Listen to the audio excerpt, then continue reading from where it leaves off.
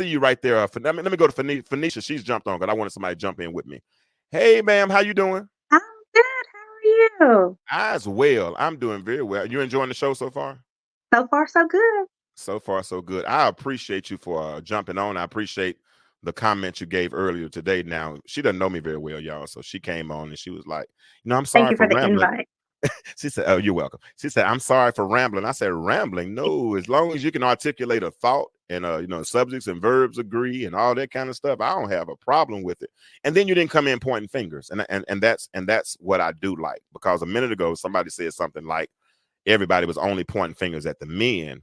And, that's not the case. That's not the case whatsoever. But if you stick around long enough, we'll teach you. And I don't have a problem with that. I love teaching. So I'm going to read your comment, and then you can tell me what was in your head when you wrote it. Okay. Okay. So here we go. Her comment says, I believe that men need to feel more confident enough to approach a lady in an appropriate manner. It seems as if more men seem intimidated to approach a woman who appears confident and successful. The courtship phase needs to be brought back. Just because you approach someone does not mean it has to be a relationship. It's okay to build a healthy foundation, friendship, and grow from there. We're gonna ignore that last part where she said something about sorry for rambling. Okay, so talk to me. Tell me what was behind your mind. What was on your thoughts when you gave me that post? Okay.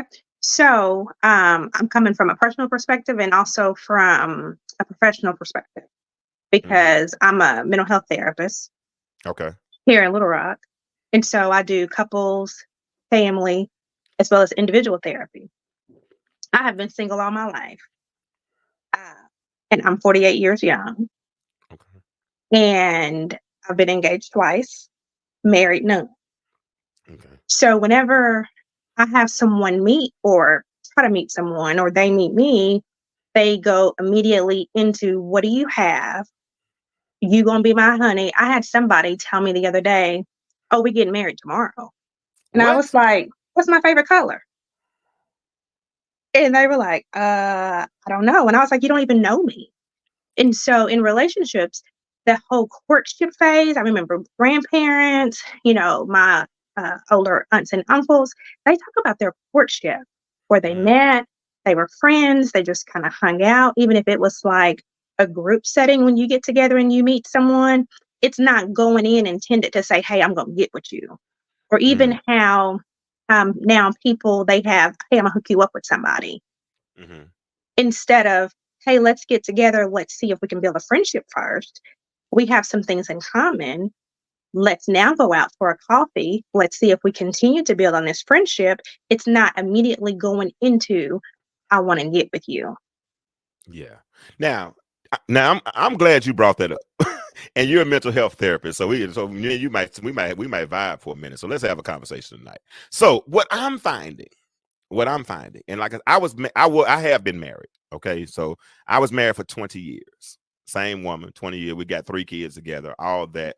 Got separated in 17, got divorced in 19. Right. So when I got married, the cell phone was barely out. Wasn't no internet dating. You know what I mean? None of that kind of stuff.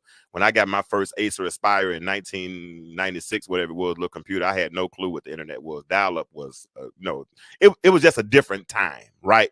And so Mm-hmm. coming out and seeing the mentality that's changed over the last 20 years, I'm finding that people, like, especially you get to know people on social media, right? You get to know the parts of that person that they present, right? Mm-hmm. And that's not necessarily, help me on this, that's not necessarily that I'm sending the representative. That means you're meeting the part of me that That they want you to see. even beyond, it's just it's the part that's available, because you can only get so much, you can only present so much of yourself On social media. on social media, right? Mm-hmm. If all we're doing is chatting and talking, we're gonna always talk about the good times. We're gonna always talk about what we like. We're not gonna know if you snore. You know what I'm saying? We're not gonna know what your bad habits are. We're not gonna know any of those things, because we've taken the time to get to know each other, not organically, right? Right. We took the time, like, it's almost like, to me, like specialized planting, if you will. You know what I'm saying? Only this can only only this much can grow inside of this box because this is all that's available, right? If you and Right. I were dating, if you and I were dating, and we only spent time in 2 rooms, how much of the world have we really seen? Not Not even much, right? 10%. Not even 10%. But we forget. So we go 1 to 8 or 1 to 9 and forgot about 2 through 7, right? We didn't take the time to sit down and say, okay, do I really like you? You know what I'm saying? Because I'm being petty, but I'm gonna say this for real. I've met people online that I typed with that when I heard their voice, it turned me off because the voice was deep. Yeah. I'm like, I don't want to hear Froggy. You know what I'm saying? So, you can only get to know, and it's not always the representative. Representative is a good word. It's a good buzzword, just like narcissistic, just like shenanigans, just like toxic, all these words we use in 2023, 2024. But sometimes it's just a product of something that we wanted to emanate. We wanted that to be it so bad that we wouldn't recognize when it wasn't. And then when we found out what it was, now we hurt. Right. So that's nobody's fault, but it's breaking up relationships. It's like the grasshopper. It's like, grasshoppers, they like to eat up the seed just before what's inside of the seed is about to grow. Yeah. Right. And so that's what happens with our relationships, because Danny, Mashawn, Kawana, Lakeisha, so many of us stay stuck on start that we never get a chance to really court and know each other. The courtship. How do we fix Here it? with a lot of couples in counseling. I have several couples actually that's in therapy right now, and where they're stuck because you said something earlier on your live about perception and allowing ourselves to be clear on whatever the image is that the other person sees. And they get stuck in believing that what they see is what it is, and not allowing themselves to become vulnerable to show the real them, including hers, because that's where growth comes from. And an example that we used in a family session last week was there was the couple, and we were all sitting around the room, and one of the spouses said, "But you're not telling the truth. You don't understand where I'm coming from, and you're not telling the truth." And she was trying to tell the other person, "This is how you're supposed to look at it." And I'm glad I'm sitting right here, because we said, "Look at the picture behind us. I can't see that, but you can see that. So where you're coming from, I can't tell you what's behind my head if I'm not turning around and looking at it. But you can. It's about perception." But slow down enough to allow for me to explain where I'm coming from, so that increases understanding. Yes.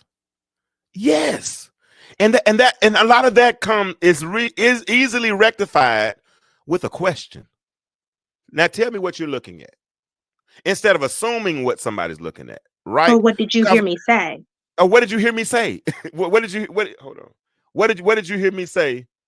Oh Lord. What did you hear me say? And then that way we can talk about those things, right?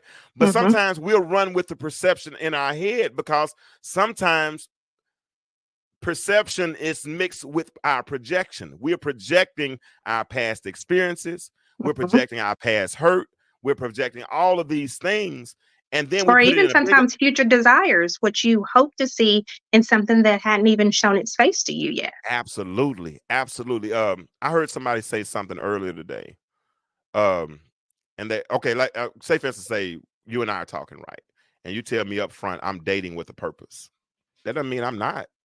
But your purpose might not always be the same purpose, because I don't even know if I like you enough. I haven't seen you in a position as a role of a wife yet, and I might. Right.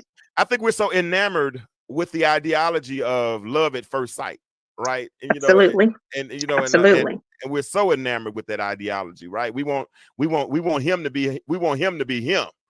You have a laundry list of things, check boxes that you're going off of, and on the first, second time meeting, if they don't meet 3 of the 10, you're done. Yeah.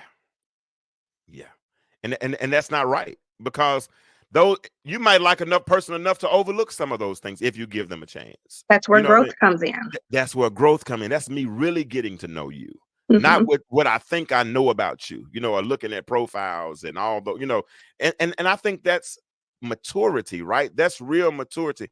Those are the things that we did when we were 23, 24, when we would, when I was in my early, well, let me say I'm from Little Rock. So I left Little Rock at 23. But when I was in my early 20s, 2021, I think when I would go on a date, I would take a woman to the Arkansas River.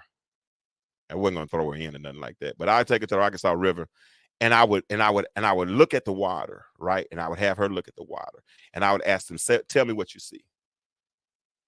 And those conversations would be deep. You know what I'm saying? I remember one girl, I'm not gonna say her name, she might be listening, but I remember she said, it looks like time. I said, I said, how so? She said, just look at it. It just keep flowing. It's not gonna stop.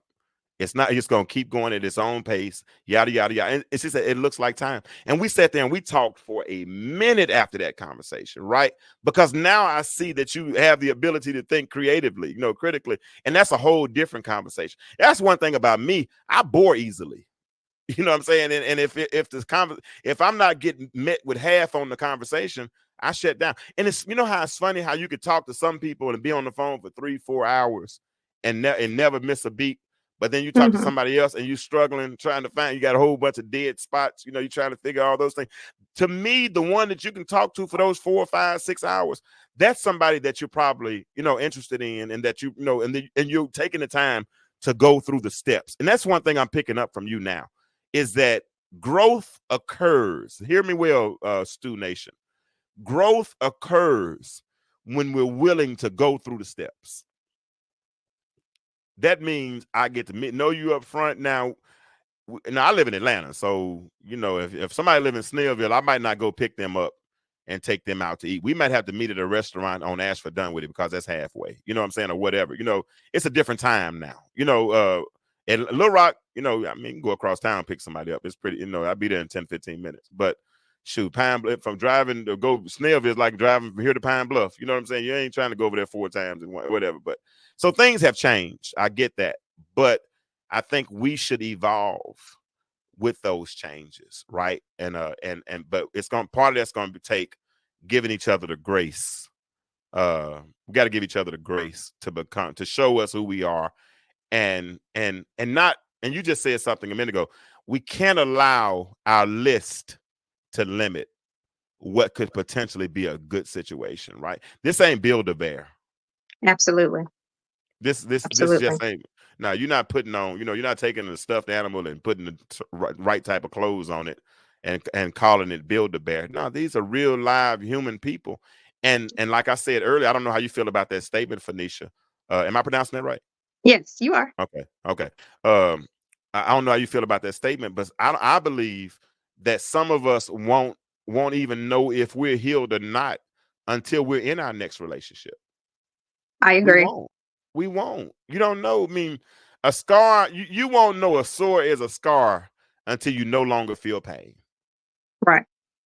You won't know a sore is a What scar. I often share with people is when you are hurting and in a bad place, that's the best opportunity for growth. Yeah. I like that. It allows yourself to be vulnerable because you're uncomfortable. When you're made uncomfortable, most times you hear people say, just get through it or forget about it, or you should be over it by now. It's by each person's time, but if we trust ourselves enough to ask what was the lesson in this so that I can trust to move to the next relationship, that's the best opportunity for us to grow into the person that we hope to become. Yeah. It's trusting yourself. I agree with that. I think sometimes people might use the healing phase as a crutch to stay in it as long as they can to keep themselves from moving forward. And, as an excuse. Yeah, it's definitely an excuse. Absolutely. An excuse. That's the word I'm using for. And also an excuse not to trust. Yeah. It's an excuse not to trust. It's an excuse not to grow. It's an excuse to find fault in everyone else, including yourself. Because all the boxes weren't filled according to your standards. Yeah. And let me just say this. Let me put this caveat there I'm not saying I can't speak for every man. I can speak for James. I think we need women. I mean, point blank. I mean, I can't imagine life without them. That just wouldn't be a good life The for me. same as a man. Yeah, I have a yeah. shirt. I can't remember who put that shirt out, but I have a shirt that says "Black men are necessary," And black women are necessary. and I wear it proudly. Do you wear it proudly? I wear it proudly. I wish you'd have had it on tonight. I would have had you stand up and mouth How about for us. pray? I'll pray. That's work too, though. Pray is just as good. But yeah, so that's something I think we need to realize. We do need each other. And I know people, I don't need a man. Well, and brother, I don't need nobody. But when I remember that the first 3 or 4 years after my divorce, when I lived alone, right? Silence sounded like noise. Silence sounded like noise. And I would think sometimes, what if I died in this apartment by myself? Would anybody know? Or how many days would it take before somebody called and checked on me, or my children, because they were going about their lives, because it didn't as much change for them, So I was thinking, and so it made me think, I don't want to grow old alone. I do want somebody to relate to at a certain point. Now the older I get, and I'm in my 50s now, my patience is short. And my middle finger ministry is real strong. So I don't mind telling somebody out that I will disconnect myself and withdraw the right hand of fellowship real fast. I have no problem. I take my hand, put it in my pocket. I promise you, because I ain't argue with nobody I can't fight. And I don't fight women, so I can't argue with women. So. I like that. Well, what I usually say is I'm allergic to foolishness and I don't take Benadryl. Yeah, Benadryl ain't no joke. I wish I had some right now. I sleep good tonight, but no, but I slept good last night. No, I'm talking what I go out sometimes like that. I'm trying to fix myself, but I want to get back to some more of these comments. But Phoenicia, I appreciate you for coming on. You gonna keep listening to it? I am. All right, I'm gonna go ahead and take you out. If anybody else wants to jump in when I put these comments out, feel free to do so.